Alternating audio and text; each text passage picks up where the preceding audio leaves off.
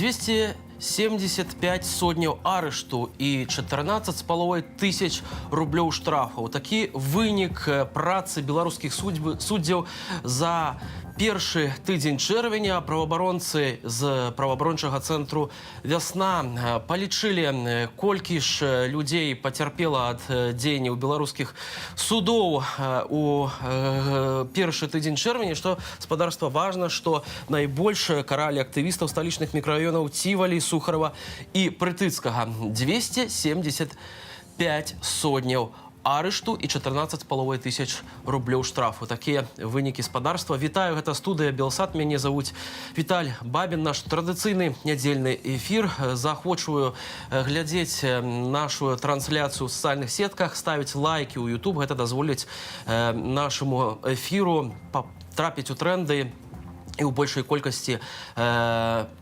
дайці да усіх гледачоў, якія сочаць за інфармацыяй і падзеямі ў Беларусі. Но, канешне ж, будзем казаць цягам сённяшняга эфіра пра тыя падзеі, якія закранулі Беларусь на гэтым тыдні. Аднак, і, канешне ж, узгадаем вельмі важную дату. Менавіта на гэтым тыдні мінула 300 дзён з пачатку гэтак званых прэзідэнцкіх выбараў і масавых пратэстаў у Беларусі супраць гвалту і фальсіфікацыі уласна гэтых выбараў.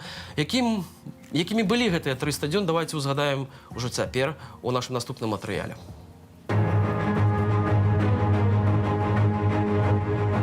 Я очень хочу, чтобы были выборы честные.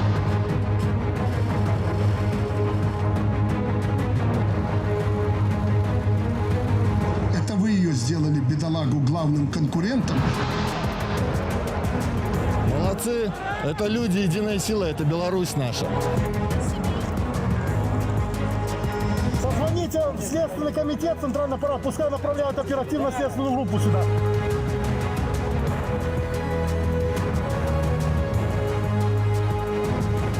Лукашенко Александр Григорьевич. За него проголосовало 4 миллиона 652 тысячи 423.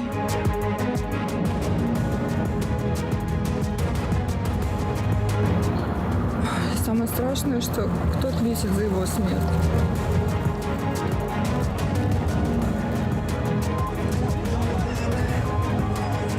Лічу, што на сённяшні дзень вельмі важным было паставіць пытанне аб адстаўцы міністра ўнутраных спраў Рэспублікі Беларусь.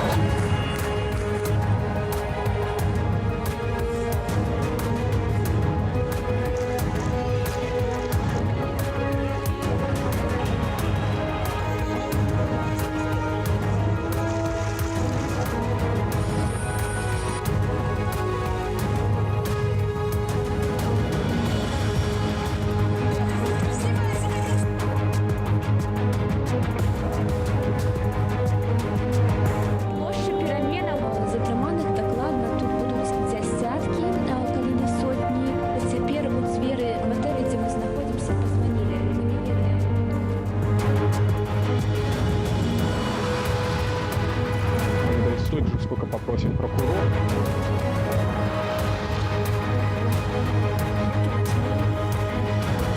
This is the price for the freedom of thought.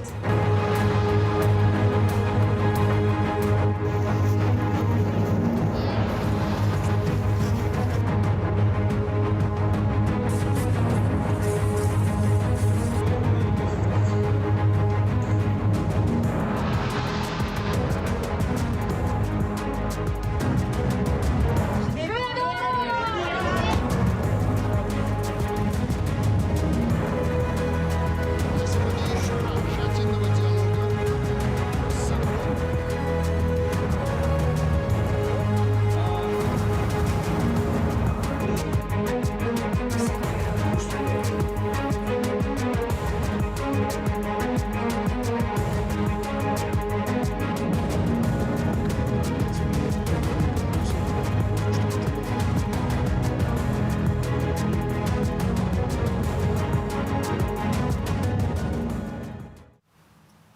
кожным днем Беларусь усё болей ізалюецца ад астатняга свету і, канешне, Лукашенко, растварыўшыся з усімі сваімі суседзямі, апрача Расіі, ва ўсім вінаваціць заходнія краіны. Разам з тым, спадарства, задаемся пытаннем, ці ўсё так адназначна і хто вінаваты ў тым, што Беларусь ізаляваная ад усяго астатняга свету і, канешне, ад сваіх суседзяў. І хто ў гэтым вінаваты? Разважаюць жыхары сталіцы. Давайте послухаем их. Это очевидно, кто виноват.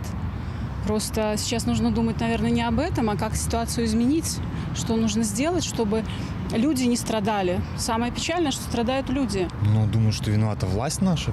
Кто еще может быть виноват? Мы же белорусы. Не зря ходили на митинги, которые должны были что-то сдвинуть с этого за 26 лет. Как-то я считаю, что виноват в этом власть только и все. Я могу сказать, наверное, кто виноват? Наши родители. Наверное, вот так. Потому что я скажу вам так, что это вот совковое воспитание, в принципе, совок, он и раньше ни к чему хорошему не привел, и сейчас он уже задержался. Это такая, знаете, сейчас время пережиток какой-то этого совка. Вот, сейчас современный мир. Вот, и я считаю, что должны были родители позаботиться, наши, наверное, может быть, ваши, тогда еще, чтобы сейчас дети не страдали, чтобы никого не убивали, никого не сажали, не калечили и так далее. Вот, а приходится нам за это отвечать. Вот, ну, прорвемся. Ну, люди точно не виноваты. Наверное, все-таки как-то кто отвечает за политику, не смогли сохранить хороших отношений. У нас один может быть только виноват, к сожалению. Все, что он говорил на пресс-конференции, как бы правильно говорил, только он забыл, что он сам, собственно, кашу эту всю и заварил. Вот. Я вообще живу сама в Литве. И теперь я вообще не могу туда выехать. Все уже сказали, просто никак это ничего не решается, и мы, обычные граждане, не можем повлиять, чтобы ситуация изменилась в лучшую сторону. Кто виноват? Самолет, наверное.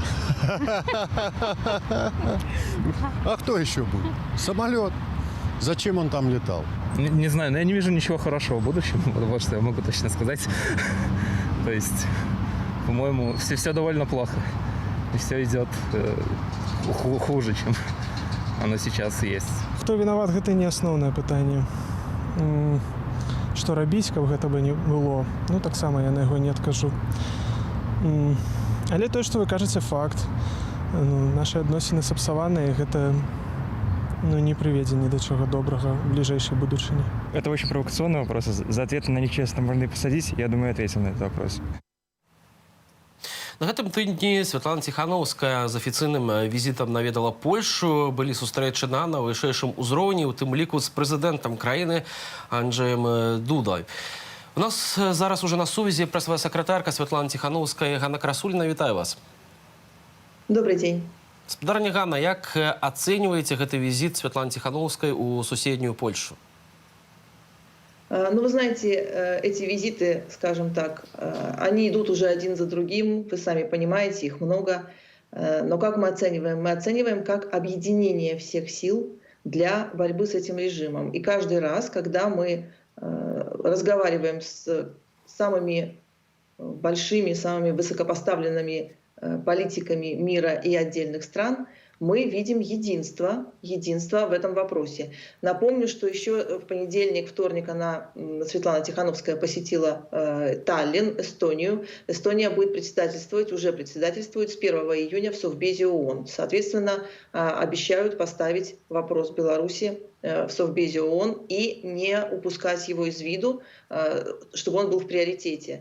Прилетали уже к Светлане Тихановской в Вильнюс сенаторы США, которые пригласили ее выступить в Сенате. Обсуждался, в частности, и будущая встреча Байдена с Путиным. Так что, в принципе, вот эта вот большая политика, которая может быть не очень понятна простым белорусам, но на самом деле она создает такую коалицию поддержки Беларуси в мире. Все страны, все политики, и, что интересно, политики из разных партий, фракций, разной идеологической направленности, но в вопросах Беларуси они едины, и все вместе они говорят о том, что так продолжаться не может. Вот сейчас, после террористического захвата самолета с гражданами ЕС на борту, и не только ЕС, там были и граждане США, в результате чего началось расследование ФБР этого события, и, соответственно, страны мира не остановятся перед тем, чтобы положить конец вот этому вот безумию, скажем так, безумию. Поэтому то, что Светлана Тихановская сейчас делает на высшем уровне в политике, это объединение сил для нашей с вами победы. На самом деле так и нужно это воспринимать. Нужно понимать, что каждый политик, который встречается со Светланой и дает ей определенные гарантии, ну скажем так, эстонский президент, который говорит, что верительные грамоты Лукашенко вручены не будут. Да? Это важное сообщение, важный посыл, что в Совете Безопасности Беларусь будет на первом месте. И вопрос вот решения белорусского кризиса мирным образом путем переговоров стоит на первом месте.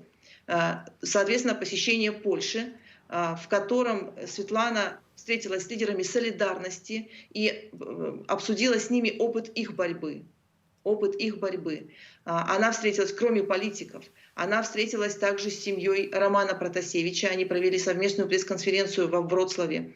И очень важно было то, что они заявили, что террористический режим, захвативший самолет, захвативший заложников и теперь пытающийся пытками выбитые показания вот эти вот заставить обсуждать весь мир, это совершенно такая практика, это попытка переключить повестку, попытка уйти от главного, что режим Лукашенко совершил террористический международный на этот раз акт. Вот этот международный акт террористический, он должен быть обязательно расследован.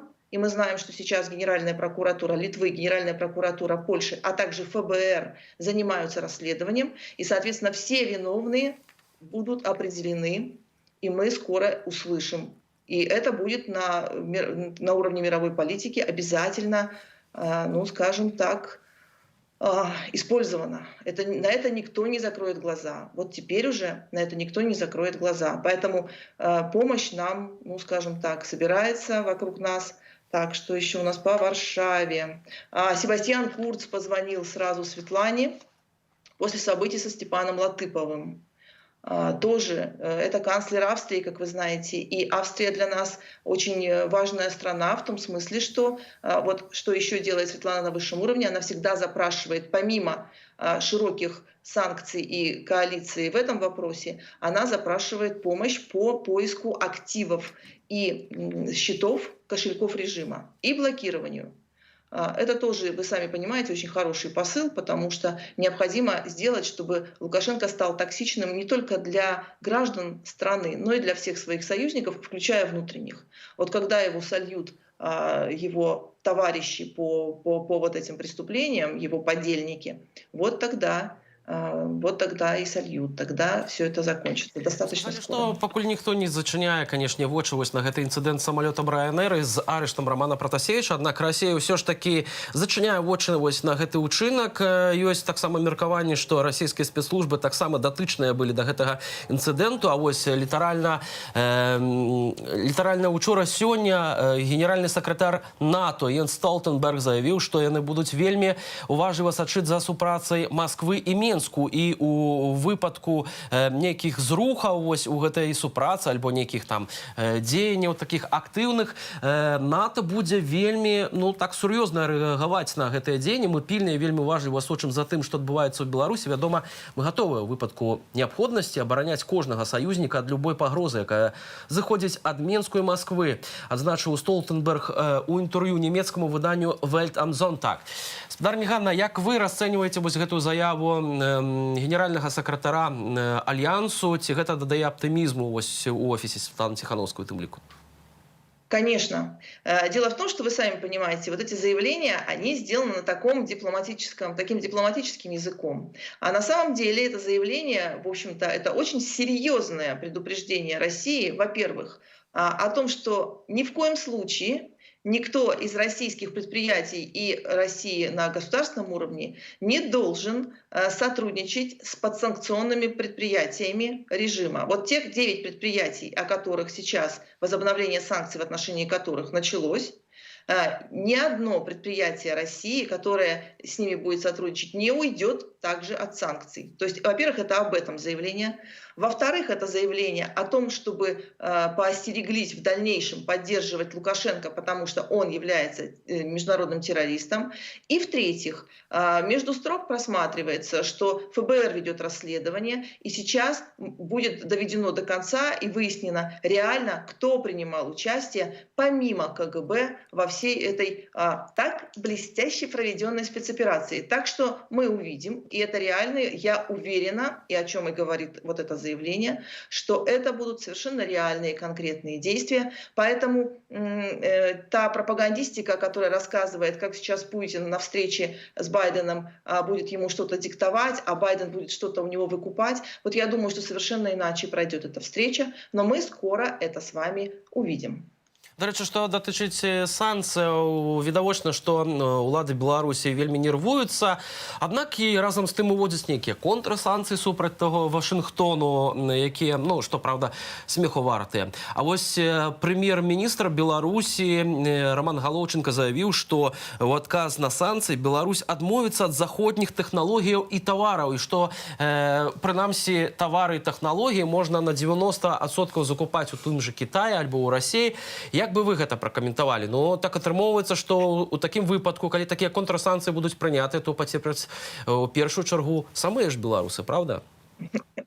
Но знаете, что белорусы, конечно, сами белорусы как граждане, они, во-первых, обойдут некоторые вещи, потому что они умеют это делать, в отличие от чиновников, и, мы все-таки скоро решим эту проблему, так что нам не придется от этого страдать. Но вот то, что заявляет человек, который находится на посту премьер-министра, вот, понимаете, оно демонстрирует уровень тех людей, которые сейчас рядом с Лукашенко. То есть мы и раньше видели вот эти вот постоянные выстрелы себе в ногу, но до такой степени вот с серьезным лицом нести вот такое с экранов телевизора, я не знаю. И когда если человек не смеется при этом и ему не стыдно, то в этом случае, конечно, его интеллектуальные способности, к сожалению, как вам сказать, я думаю, страдают в такой ситуации. До речі, ось што датычыць самых санкцыяў, некаторыя, канешне ж, сумняюцца ў іх на эфектыўнасці, некаторыя людзі кажуць пра тое, што у першую чаргу ударыць па самым беларусам. Мы, да рэчы, запыталіся ў жыхароў Віцебску, наколькі гэтыя санкцыі справядлівыя ў дачыненні да Беларусі. Давайте паслухаем адказы жыхароў і гасцей гэтага паўночнага гораду, а пасля вернемся ў студыю, каб працягнуць нашу размову. Мы никто не знаем правды, поверьте. Вот, я думаю, что каждый, как обычно, по-своему прав, и всегда будет несколько точек зрения. Наверное, и да, и нет, соответственно. Всегда есть какая-то истина, и всегда есть правда, с какой стороны на нее не посмотри, которая будет у всех сторон разная. На данный момент санкции – это максимум, что может сделать Европа и Запад для того, чтобы хоть как-то нормализовать ситуацию. Потому что кроме белорусов здесь никто ничего не сделает, боюсь. В отличие от своего мужа, я считаю, что мы не справляемся, и нам нужна помощь. И нам нужна помощь конструктивная, извне, справедливая, невооруженная, такая же мирная, как и мы сами. Я считаю, что да, справедливой, но задерживали их долговато. Санкции справедливы. Они нам нужны. Я думаю, они нам помогут. Не сразу, но помогут. Ну, я могу сказать, что, наверное, да. Есть такое. Как бы заслуженно, я так думаю. Я не знаю, я в политике не разбираюсь. Это не против Беларуси, а против властей, по-моему. А правы власти, не правы, это я не в курсе. Очень несправедливо. Сволочь Америка. Ее давно надо поднять в воздух. Паразиты. Они не знают, что такое была война. Я думаю, эти санкции ни к чему не приведут. Такое мое мнение. Почему? Должны быть какие-то другие действия. Какие? Я не готов отвечать, какие другие, но санкциями ничего не решишь. Спадарня Ганна, ну ось такое меркаванне, што нічога не вырашыш санкцыямі. Тым не менш, офіс Святланы Ціхановскай працягвае вось гэтыя паездкі. І што б вы маглі адказаць вось гэтым людзям, якія скептычна пакуль ставяцца вось да ўсіх прынятых мераў, ужо прынятых мерах у дачыненні да ўладаў Беларусі? Санкции приносят результат. Другое дело, что да, они практически только начинаются. Но санкции принесут результат очень серьезный, потому что затронут, скорее всего, и калийную сферу, затронут, скорее всего, и нефтепереработку, и продажу нефтепродуктов. А это основное, что наполняет бюджет Республики Беларусь. Это означает, что у Лукашенко не будет денег платить своим наемникам, во-первых, и рассчитываться со своими подельниками, вот этими вот олигархами, которые вокруг него и которые создают ему вот это вот мягкое окружение его. Все они сейчас теряют деньги. И мы видим с вами по истеричной реакции режима, потому что он делает, по вот этому захвату самолета. Это совершенно беспрецедентный и совершенно, ну, как сказать, неумный шаг, который в результате привел к блокаде вот уже и авиасообщения со страной. Это означает, что вот эти все подельники Лукашенко и их дети-жены не смогут выезжать на свои Мальдивы, те же самые, о которых они тут же заговорили. Макея, Мальдивах, ну прекрасно, разве нет?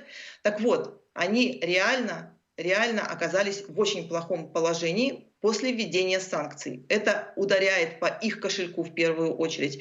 Мы с вами, да, нам тоже, может быть, станет тяжелее народу Беларуси, но в конце концов взаимопомощь, картошка на полях и запасы помогут нам выдержать. Тем более, на самом деле, чем более резкие будут санкции, тем быстрее мы добьемся результата. И я вам скажу, что Светлана Тихановская, когда она посещает ведущих политиков мира, уже добилась разработки всеобъемлющего плана помощи Беларуси на 10 миллиардов долларов. То есть на самом деле Беларусь достаточно быстро будет восстановлена после вот этого вот катастрофического уничтожения, которое, еще раз напомню, совершает режим Лукашенко. Лукашенко уничтожает Беларусь. Он уничтожает Беларусь, он уничтожает людей впрямую или косвенно, он уничтожает страну, как мы сейчас видим, уже и уничтожает технические ее потенциалы развития, то есть уничтожает будущее этой страны, пытается это сделать. Так вот, санкции направлены против него для того, чтобы этот режим как можно скорее ушел, и Беларусь быстро восстановится с помощью, солидарной помощью Европы.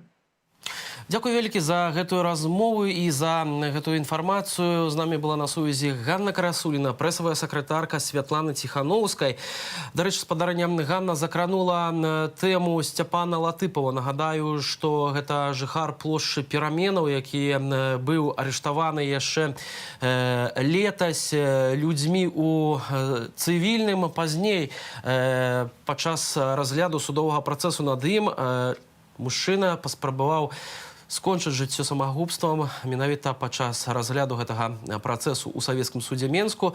Ён утрыхнуў ручку і праткнуў сабе горла, і гэты выпадак вельмі ўсхваляваў, канешне, беларускае грамадства. Сам Сцяпан, на шчасце, выжыў, і яму была аказаная першая медычная дапамога ў шпіталі. Пазней, ужо ўначы, пасля праведзенай аперацыі, Сцяпана вывезлі ў медсанчастку СІЗА на Валадарскага. Як зараз ён сябе пачувае, што яго прымусіла зрабіць такі ўчынак, і што будзе далей са Сцяпанам. Ужо 10 чэрвеня разгляд справы Сцяпана Латыпова у тым жа савецкім судзе Менску, а мы паразмаўлялі з цёцяй Сцяпана Латыпова, спадарняй Галінай. Сёння мы размаўляем з роднай цёцяй Сцяпана Латыпова, спадарняй Галінай. Спадарня Галіна, добрый дзень. Здравствуйте, добрый вечер. Усе ведаюць Сцяпана, тых, хто з ім знаёмы, і так беларусы, як вельмі смелага чалавека, які заступіўся ў адзін дзень за мурал у сваім двары. Які Сцяпан, вось на самой справе чалавек, якімі жыццёвымі прынцыпамі ён кіруецца? Я могу характеризовать его только как честного, порядочного, принципиального человека, который постоит за своих друзей, будет отстаивать свои принципы. Он интеллигентный, широко образованный человек, не только в своей профессии. Он владеет белорусским языком, русский, английский, испанский, португальский. Он любит путешествовать, любит свою работу и любит свою страну. Але вось ужо практычна 10 месяцаў ён адарваны ад сваёй сям'і. Ці была магчымасць камунікаваць з ім, весці перапіску, альбо давалі магчымасць спатканняў з ім? Мы вели переписку с ним, писали письма очень часто. Дело в том, что мы не уверены, мы не знаем, все ли он получал письма. Хочется верить, что все получал. Мы тоже от него корреспонденцию получали. Опять же, не уверены в том, что получали каждое письмо, которое он писал. Нам дали одно свидание с ним в марте месяце. Разрешили встретиться для его отца и для меня. Мы целый час с ним разговаривали и видели его, к сожалению, только через стекло, через решетку и общались с ним только через телефонную трубку. Внешне он выглядел немножко бледнее.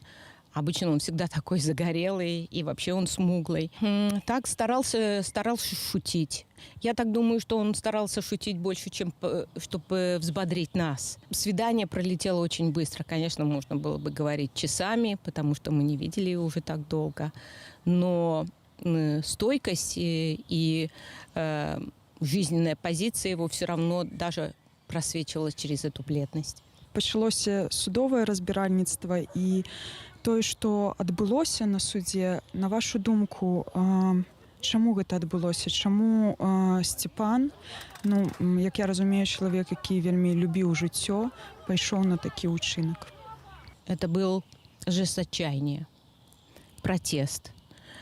И чтобы привлечь внимание общества и общественности к тому бесправию и к тому беззаконию, которое применяется к политзаключенным в Белоруссии сегодня. Он хотел этим шагом защитить своих родных и близких, которые на него оказывалось очень сильное давление. И он понимал, что его родные и близкие могут пострадать.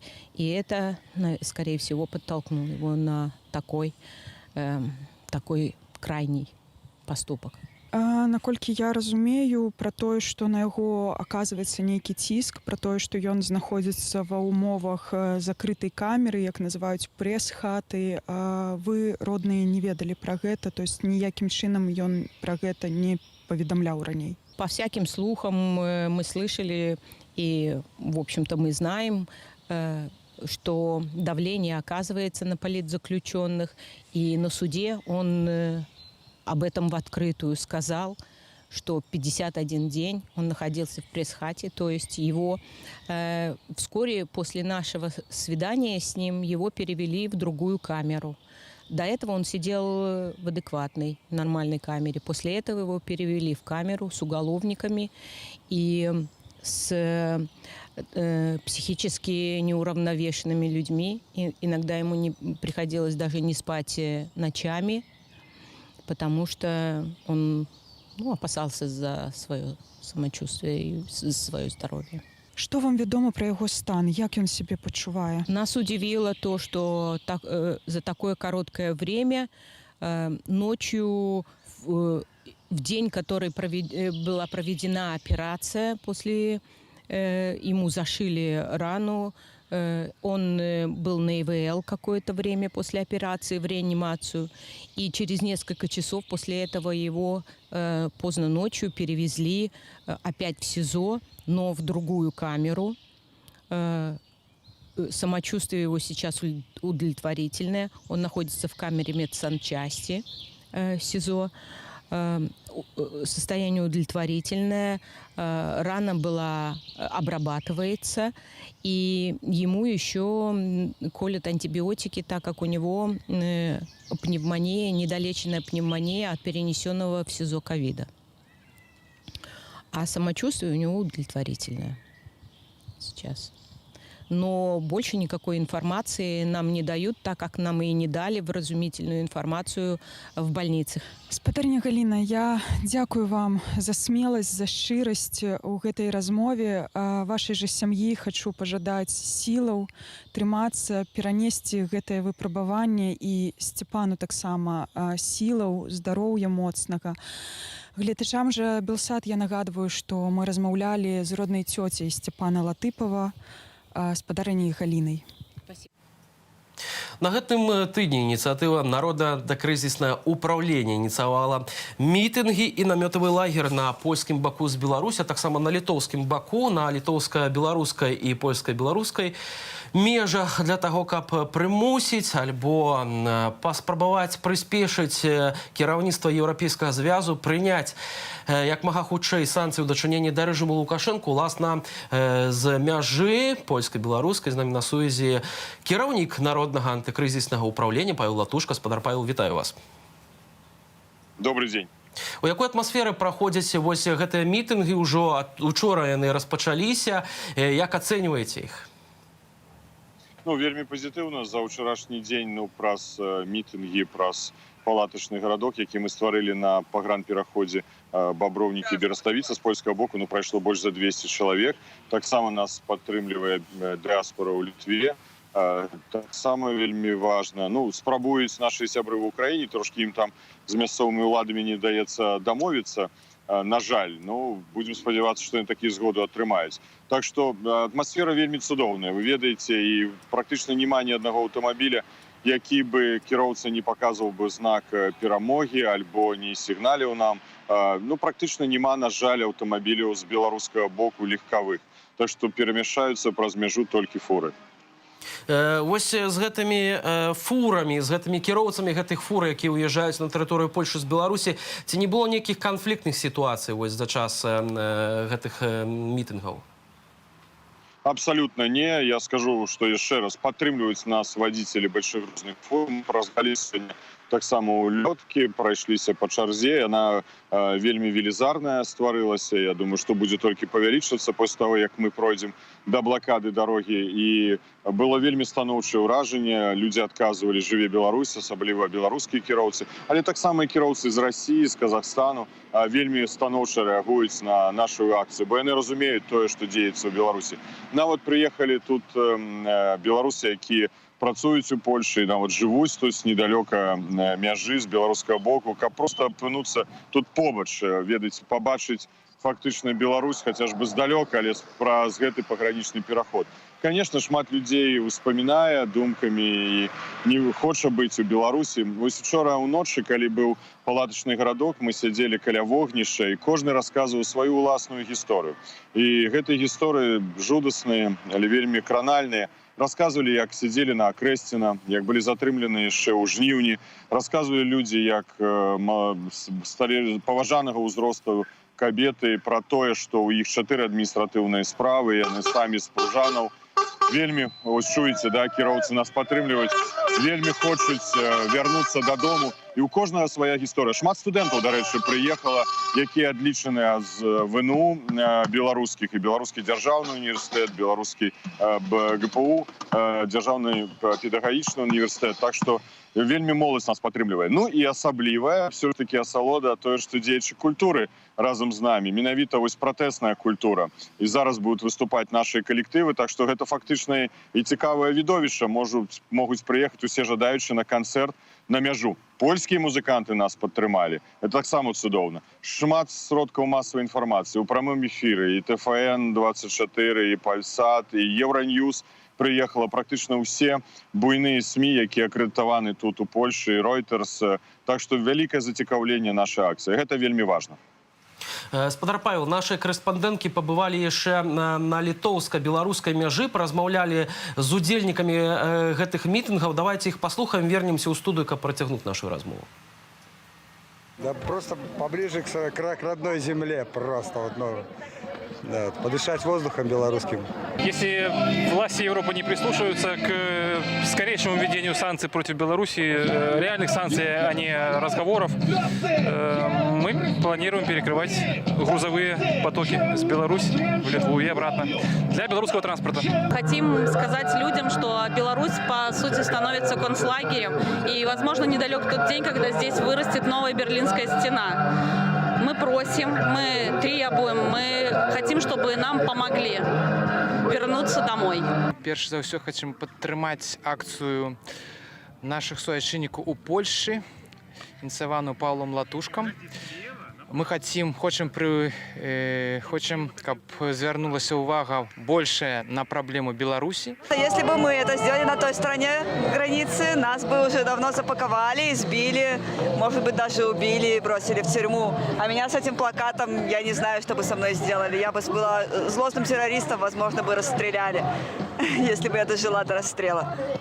Я прийшов к підтримати менавіта у першу чергу патрабаванне адкрыць наземныя мяжы, і менавіта гэта напісана на маім плакаце, таму што закрыццё наземных пунктаў пропуску, на мою думку, не мае абсалютна ніякага дачынення да ковіду, як улады кажуць. З патрабаваннямі, каб дажалі гэтага таракана, бо трываць гэта ўжо немагчыма. Вся надзея не толькі на еўразвяз, які вводзіць санкцыі, але каб таксама паказаць людзям у Беларусі, што тыя, хто з'ехалі, яны не забылі, яны могуць штосьці зрабіць. Спадар Павел, на ваш погляд, наколькі могуць прыслухацца палітыкі ў Брусэлі, а менавіта ўжо хутка будзе і саміт Вялікай сямёркі, дзе будзе таксама ўздымацца пытанне Беларусі, і на паседжанні НАТО вось Йенс Столтенберг, генеральны сакратар, заявіў, таксама будуць размаўляць пра Беларусь. Наколькі вось гэтыя акцыі могуць паўплываць на больш жорсткія ўсё ж такі дзеянні, захады ў дачыненні да рэжыму Лукашэнкі? Зразумела, я заўсёды выходжу з падыходу, што трэба дзейнічаць сістэмна. І вось менавіта дыпламатычныя крокі, якія зроблены штабам Светланы Ціханаўскай і народным антыкрызісным управленнем, коордынацыйныя рады, гэта і месяцы размоваў, сустрэч на розных палітычных узроўнях, вышэйшых, міністэрстваў замежных спраў, кіраўнікоў урадаў, дэпутатаў Еўрапарламента, нацыянальных дэпутатаў. Гэта важная справа. Мы пераконвалі, мы прадстаўлялі наше бачанне далейшае развіцця сітуацыі ў Беларусі.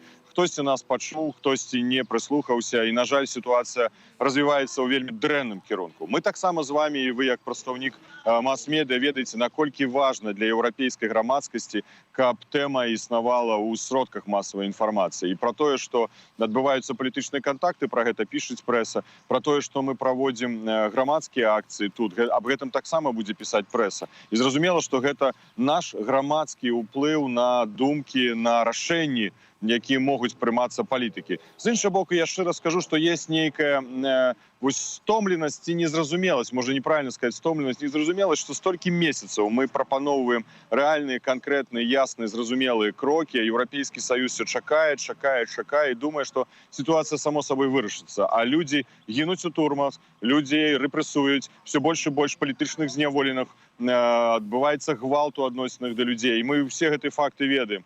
Пасадка самалёта Ryanair узбудзіла вялікую рэакцыю. Так што мне падаецца, што ў Еўрапейскім Саюзе таксама ўжо больш спеюць думкі, што трэба вырашаць. І мы таксама разлічваем, што нас пачуюць тут з мяжы, і ў Польшы, і з Літвы. Дзякуй нам, нашым сябрам у Літве, вельмі добрыя словы былі сказаны. І яны, менавіта еўрапейскія палітыкі, нарэшце будуць прымаць рашэнні.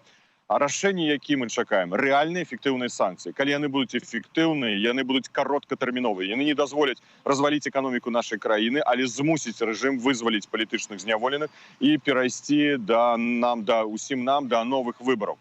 Што тычыцца рэжыму, зразумела, ён не будзе сёння адкрываць мяжу. Это быў бы вялікі падарунак для ўсіх нас, для беларусаў. Але гэта таксама даволі ясны сігнал і беларускаму грамадству. Хто адказны за тое, што беларусы не могуць выязджаць па-за межы Беларусі? Менавіта рэжым, менавіта Лукашенко. Ён прыняў гэта рашэнне ад 21 снежня. І ён заўсёды нам расказвае, прабачце, байкі пра тое, як ён клапоціцца пра беларусаў на чале з сваім урадам. Але вось у яго руках інструмент. Адмяні забарону выезду і ўезду для грамадзянаў Беларусі праз мяжу. гэта твоё рашэнне, гэта ваше рашэнне і ўраду. Так што рашэнне ў іх руках, яны павінны яго прыняць. Петр Павел, яшчэ коротка пытанне адносна таго, што на гэтым тыдні вы падалі ў пракуратуру Польшчы заяву адносна пагрозаў вашаму жыццю з боку Лукашэнкі. Хто ўвайшоў у гэты спіс? Я так разумею, спадар Гайдукевіч, некаторыя іншыя чыноўнікі, якія прапаноўвалі спадара Латушку вывозіць там у дыпламатычных аўтамабілях. Як гэта выглядала? Ну, не ведаеце, у дыпламатычных аўтамабілях. Гэта просто была прапанова запакаваць у багажнік і вывезці ў Беларусь, каб пакараць. Вы ведаеце, што ў мяне 4 крымінальныя артыкулы, адзін з якіх гэта смяротнае пакаранне прадугледжвае. Гэты спісак я агучваў толькі часткова. Перад тым, як падаць заяву ў пракуратуру Польшчы, гэта сам грамадзянін Лукашенка, які публічна неаднойчы выказваў мне свае пагрозы і асабіста. Таксама гэта датычна і міністра ўнутраных спраў, прабачце, намесніка міністра ўнутраных спраў Беларусі Карпенкова, гэта і старшыня КДБ Церці, гэта Азаронак, вядомы прапагандыст, які з пятлёй на шыі уже даваў рэпартажы не толькі пра мяне, але вельмі шмат палітычных дзеячоў ён паказаў на канале СТВ. Гэта таксама і Гайдукевіч, які даў такую прапанову, нават займаецца як бы падрыхтоўкай гэтых дзеянняў. Але я не называю усе прозвішчы, таму мне учора наш сябра з Народнага антыкрызіснага ўпраўлення Владимир Остапенко сказаў, што ну і ўжо кажуць, што ёсць спісак Латушкі, да? Ну ён сапраўды існуе. Гэта тыя ўсе асобы, якія здзяйсняюць злачынствы, якія пагражаюць беларусам. Бо праз свой учынак, праз сваю заяву я хачу звярнуць увагу яшчэ раз грамадскасці і ў Польшчы, уладаў Польшчы, але Еўропы, што злачынны рэжым у Беларусі, яны павінны адказваць у адпаведнасці з законам. І мы будзем выкарыстоўваць 3, а ўжо фактычна 4 прававых інструменту ціску, каб прызнаць рэжым тэрарыстычным, каб тыя, хто здзяйсняюць злачынствы, панеслі адказнасць. Адказнасць наступіць. Яна немагчыма сёння ў Беларусі, значыць, яна будзе наступаць за мяжой, як толькі вы паедзеце па-за межы Беларусі. І, магчыма, гэта будзе тычыцца 120 краінаў свету. Можа і больш. Пажывем, пабачым. Ніхто не застанецца беспакараным і верым у гэта мы. Дзякую вам вялікі, спадар Павел. Павел Латушка, кіраўнік Народнага антыкрызіснага ўпраўлення. Я хацеў падзякаваць Белсату за падтрымку і сапраўды за важна, што вы нас паказваеце і даеце магчымасць, каб нас пачулі беларусы. Вось менавіта праз сродкі масавай інфармацыі мы можам распаўсюджваць праўду пра тое, што дзеецца ў нашай краіны і ў Беларусі, і ў усім свету. Дзякую вялікі, Белсат. Дзякую вам вялікі таксама за гэтую размову. Спадарства, 300 дзён мінула з так званых прэзідэнцкіх выбараў, ужо больш за 300 дзён. І, канешне, былі людзі, якія адным з першых выходзілі на гэтыя пратэсты. Адна з такой дзяўчын была і сябра народнай грамады Ірына Цап.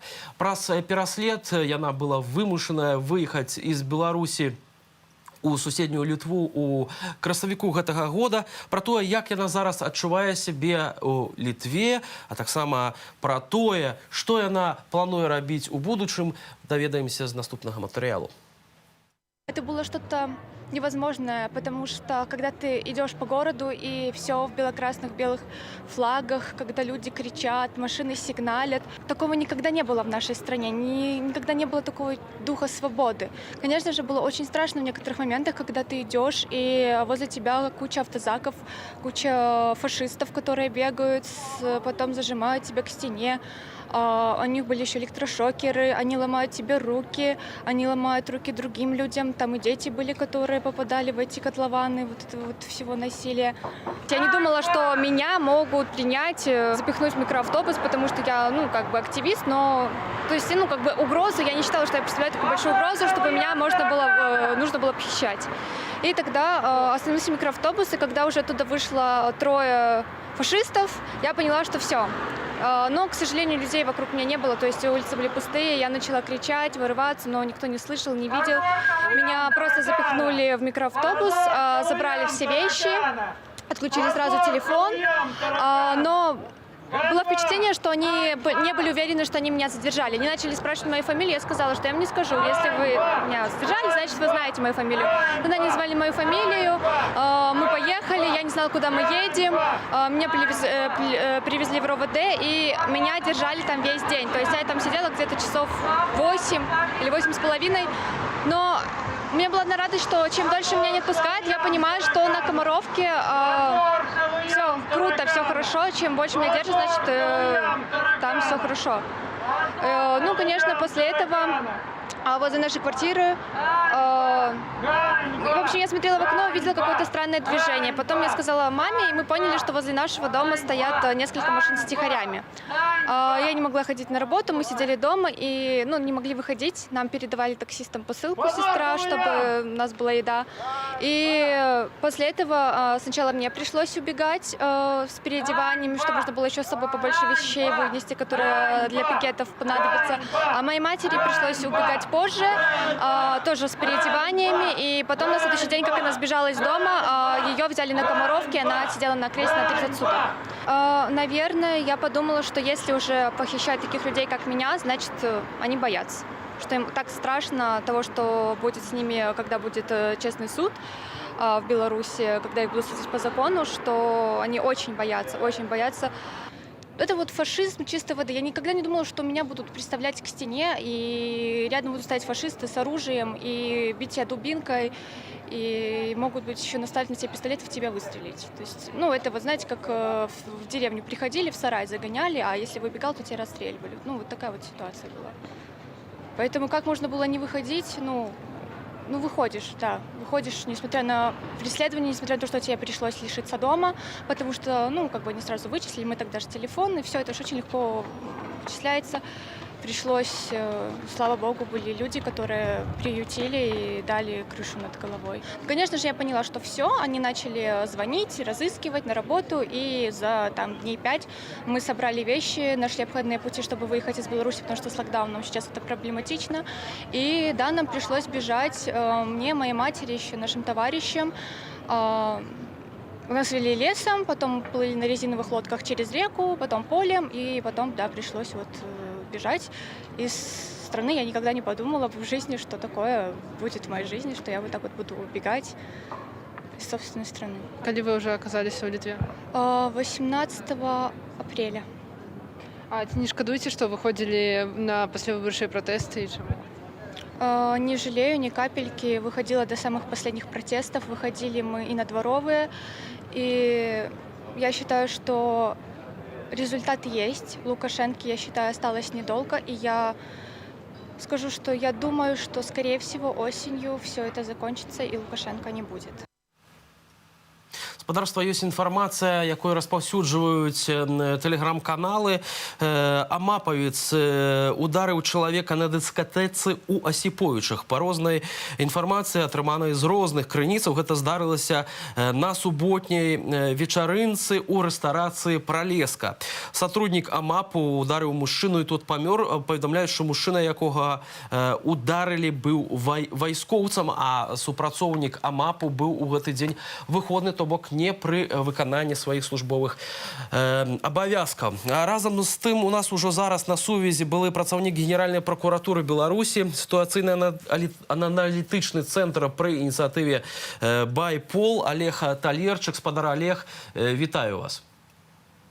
Добрый день.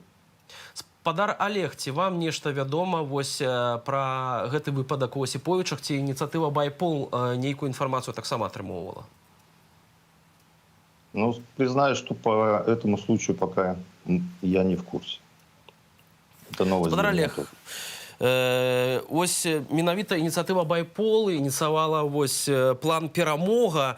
Гэта фармаванне так званага падпольнага народнага апалчэння, які ўвесь час набірае сваю хаду. Распавядзіце, калі ласка, магчыма, яшчэ нашым тэлегледачам, што яна з сябе прадстаўляе, гэта ініцыятыва і гэты план. План «Перамога» – это шанс для белорусов, для нас всех изменить свою жизнь и вернуть свою страну нам, гражданам Беларуси.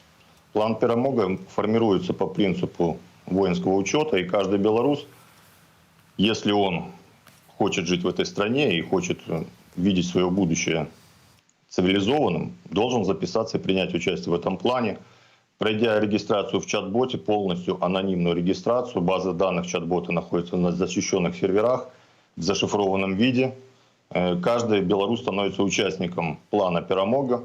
Этот план будет запущен в тот момент, когда белорусы будут готовы вернуть себе власть в нашей стране, свергнуть диктатуру, либо в тот момент, когда Республике Беларусь будет серьезно угрожать потеря суверенитета и независимости. Ці можете ўжо падзяліцца нейкімі лічбамі альбо, ну, прынамсі, нейкай інфармацыі, хто далучыўся да гэтага плану, бо, прынамсі, улады распаўсюджваюць вось інфармацыю пра тое, што затрымалі тых, хто далучыўся да чат-боту, нібыта удзельнікаў, аднак гэта інфармацыя, наколькі я разумею, ініцыятыва ваша Байпул не пацвярджае. Это блеф режима, это полностью неправда, поскольку, еще раз повторюсь, что база данных находится в защищенных местах в зашифрованном виде. Получить доступ к этой базе, а также подступиться к ней в будущем у режима не получится. Тот факт, что под наш чат-бот создано множество клонов, создано оперативно, чат-боты быстро не разрабатываются. И тот факт, что распространяются фейки о том, что якобы уже задержаны участники плана «Перемога», говорит о том, что режим очень серьезно обеспокоен данной инициативой и что действительно этот план – это тот план, который может положить ему конец. То бок улады вельмі нервова адрэагавалі на стварэнне гэтай ініцыятывы. Да, мы об этом знаем, мы на это рассчитывали, поскольку, повторюсь, план разрабатывали специалисты в области военного планирования. Это даже инициатива не то, что бывших милиционеров, прокуроров и следователей. Этим планом занимаются профессионалы. И они это видят и понимают. Информация о количестве участников и о дальнейшем детализации плана является закрытой, совершенно секретной, поэтому мы ее не распространяем. Однако, повторюсь, что очень активно идет вступление в план. Участники записываются, это даже превзошло наши ожидания. Очень широкие слои населения. Повторюсь, что в основном этот план ориентирован на гражданское население.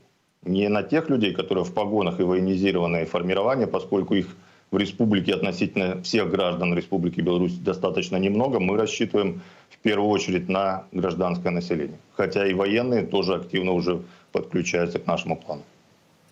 Спадар Олег, вось восенню, зімой вельмі шмат ініцыятыва Байпол публікавала гэтак званых зліваў, перамоў сілавікоў альбо нейкіх відэа сведчанняў злачынстваў гэтых узброеных людзей у чорным, так, якія мы бачылі з вами цягам жніўня, верасня і наступных месяцаў. Весной гэтыя працэсы запаволіліся, ці варта чакаць нейкіх, можа быць, свежай інфармацыі, ці гэта інфармацыя зараз перастала ўвогуле вам паступаць, альбо на якім этапе гэта знаходзіцца зараз? Информация нам поступает постоянно, но информация словесная. Поскольку сейчас нет активных действий, нет активной фазы протеста, то, в принципе, нет и этих сливов.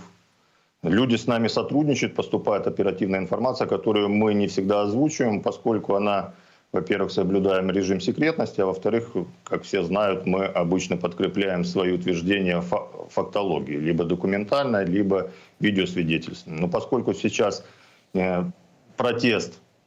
Протест, он не затих, просто все держат его внутри себя, все недовольство, немножко активной фазы стихло. Поэтому нету таких ярких картинок, да их и не должно быть. Мы не ради картинок работаем. Мы сейчас запустили серьезный план, который реально может помочь белорусам вернуть цивилизацию в нашу страну, вернуть законность и правопорядок. Спадар Олег, вось на гэтым тыдні, канешне ж, для многіх стала шокам вось гэтак званая размова, так, на тэлеканале АНТ з затрыманым пасажырам рэйсу, які называюць Афіны, Вільня, Романам Пратасевічам, былым галоўным рэдактарам тэлеграм-каналу «Нехта». Мы пакінем, канешне ж, вось гэтыя прызнанні ў баку. Відавочна, што, канешне ж, яны зробленыя пад вялізным ціскам, пад, магчыма, катаваннямі самога Романа. Адзін з ініцыятараў Адзін з былых сілавікоў з Губазіку, таксама які мае дачыненне да структуры байпол. Александр Азараў упэўнены, што да Пратасевіча маглі прымяняцца метады фізічнага і псіхалагічнага ўздзеяння. І гэтыя метады нагадваюць 1937 год, то бок сталінскія такія рэпрэсіі у духу сталінскіх прынцыпе чекістаў быў напісаны гэты сцэнарый гэтай размовы. Што вы думаеце наконт гэтага? Ці глядзелі вы гэтую размову? Што можете сказать, какие, может быть, выники назирания с вашего боку? Конечно, мы отслеживаем эту ситуацию. Степень вот того цинизма, когда бывший лидер страны заявил, что порой бывает не до законов, она ярко проявилась в этом сюжете. Напомню, что Роман был похищен в аэропорту, фактически похищен, взят в заложники, но с точки зрения процессуального закона он находится под стражей. В отношении него применена мера пресечения содержания под стражей. По Уголовно-процессуальному кодексу лицо, содержащееся под стражей, может покидать следственный изолятор только для совершения следственных и процессуальных действий. Но мы видим, что Романа привезли в телестудию и записали беседу с пропагандистским журналистом. То есть очевидно, что в действиях следователя превышение власти, а в действиях прокурора, который осуществляет надзор якобы за законностью данного предварительного следствия, бездействие. Они даже не пытаются внешнюю форму законности соблюдать. Мало того, что они придумывают уголовные дела, фальсифицируют уголовные дела, что само по себе уже является преступлением, так они даже внешние атрибуты законности не соблюдают в этом случае. А то, что Роман был подвергнут пыткам, это очевидно. Первое видео, которое появилось с его участием после посещения ГУБОПК, видны ссадины, гематомы на лице, видно искривление на носовой перегородке. Ну и мы в этом последнем фильме видели, какие у него рубцы на лучезапястных суставах. Спадар Олег, вось і сам Роман, і многія апасаюцца, што Лукашенко можа выдасць яго уладам гэтак званай Луганскай Народнай Рэспублікі. Наколькі ввогуле правамерна грамадзяніна Беларусі, які затрыманы ў Беларусі быў, выдаваць, ну, якім бы то ні было вось іншым дзяржавам для правядзення следчых дзеянняў, тым больш для выдаваць грамадзяніна Беларусі тэрарыстычным прынцыпе групоўкам, якімі, безумоўна, з'яўляецца гэтак званая Луганская Народная Рэспубліка. Но это очередная чушь от пропагандистов, от режима. Гражданин Беларуси не может быть выдан никакому иностранному государству, поскольку он защищается законом и Конституцией Республики Беларусь. А тем более быть выдан не субъекту международного права, поскольку так называемая Луганская Республика не является субъектом международного права и не имеет права никакие международные запросы даже слать. Это Тилькина грамота, бумажку, которую можно просто сразу в урну выкинуть. А тэарэтычна ці могуць прадстаўнікі генеральнай пракуратуры гэтак званай ЛНР прыехаць у Менск і рабіць нейкія следчыя дзеянні з Романом? На сегодняшний день в нашей стране не работают никакие законы, в том числе и Конституция, поэтому с этими людьми в погонах, с этими должностными лицами возможно все. Они уже доказали, что у них нет пределов. То, что они творят с Романом, и то, что они возбудили эти уголовные дела по терроризму, хотя сами совершили акт международного терроризма, захватив с использованием боевого самолета гражданское авиасудно. Поэтому еще раз подчеркну, чтобы прекратить весь этот беспредел, мы должны массово принять участие в плане перамога. Дякую вам вялікі за гэтую размову, за гэты разбор. Спадарства Олег Талерчык быў былы супрацоўнік Генеральнай пракуратуры Беларусі, ініцыятыва «Байпол» быў з намі на відэасувязі. Ну а мы, спадарства, падводзім вынікі гэтага тыдня, і, канешне, галоўны вынік гэта так, як развіваецца сітуацыя з ізаляцыяй, міжнароднай ізаляцыяй Беларусі, ўжо ў хуткім часе будзе, канешне ж, і саміт Вялікай Сямёркі, дзе будзе абмяркоўвацца сітуацыя Беларусі, таксама будзе саміт НАТО ў Брусэлі, ну і, канешне ж, чакаем сустрэчы Владзіміра Пуціна і Джо Байдена, двух прэзідэнтаў, якія, безумоўна, будуць абмяркоўваць, як мяркуецца лёс, далейшы лёс Александра Лукашэнкі. Мінула больш за 300 дзён пратэстаў, і мы задаемся пытаннем, як змянілася Беларусь за гэтыя 300 дзён. Ці змяніліся вы самі разом з Білоруссю і яким чынам? Пытанне адрасуем жыхарам Гомелю, якія даюць свае адказы ўжо неўзабаве на ваших экранах і моніторах. Я, Віталь Бабін, развітваюся і дзякую вам за тое, што былі цягам гэтай гадзіны з намі і да хуткай сустрэчы ў наступных эфірах на Белсаце. Я считаю, никак она не изменилась. Большинство ходит, работает. По крайней мере, в Гомеле я особых изменений не заметил. Я однозначно сплотила. Хотя бы то, что люди вышли и высказали свое мнение. Это радует. Я хочу мира.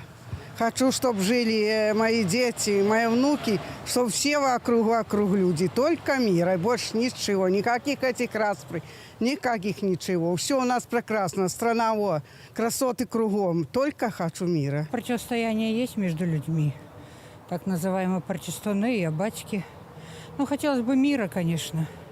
Хотелось бы спокойствия. Да, в принципе, вроде не особо ничего не поменялось.